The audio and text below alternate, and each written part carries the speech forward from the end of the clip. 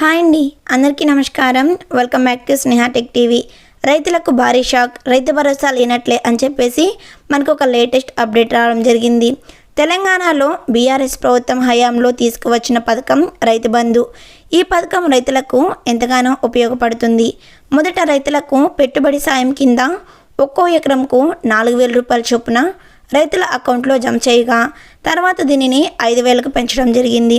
ఇలా మొత్తం సంవత్సరానికి 2 దఫాలుగా 10,000 రూపాయలు వారి అకౌంట్లో జమ అయ్యాయి. అయితే 2023లో ఏర్పడిన కాంగ్రెస్ ప్రభుత్వం దీనిని రైతు భరోసాగా పేరు మార్చి వారి అకౌంట్లో 15,000 రూపాయలు జమ చేస్తామని పేర్కొంది. అయితే ఇప్పటి వరకు ఈ పథకం అమలు కాలేదు. దీంతో పెట్టుబడి డబ్బులు లేక రైతులు ఆవేదన వ్యక్తం చేస్తున్నారు. త్వరగా ఈ పథకం అమలు చేయాలని కోరుతున్నారు. అయితే ప్రభుత్వం మాత్రం దీనికి కొత్తగా విధి విధానాలను ఖరారు చేసే పనిలో ఉంది. గతంలో రాళ్ళు, రప్పలు, గుట్టలకు కూడా రైతు బంధు ఇచ్చారని ఈసారి అలాంటి వారికి ఇవ్వకూడదని చెప్పుకొస్తున్నారు. రైతులకు అదే గుడ్ న్యూస్ ఏంటని అనుకుంటున్నారా?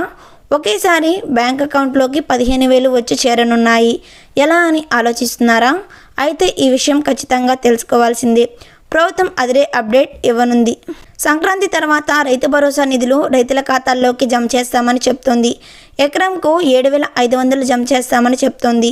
వీటితో పాటు కౌలు రైతులకు కూడా ఈసారి వర్తింప చేయనున్నారు. కూలీలకు కూడా ఏడాదికి 12,000 జమ చేస్తామని ప్రభుత్వం చెప్పుకొస్తుంది.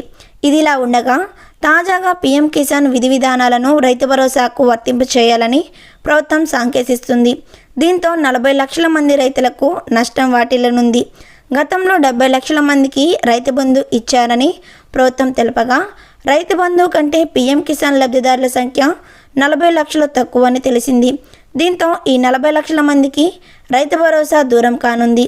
దీంతో రైతులు ఆగ్రహం వ్యక్తం చేస్తున్నారు. గత ప్రభుత్వం మాదిరిగానే అర్హులైన రైతులకు రైతు భరోసా అమలు చేయాలని కోరుతున్నారు. మరి దీనిపై మీ అభిప్రాయం ఏంటనేది తప్పకుండా కామెంట్ చేయండి.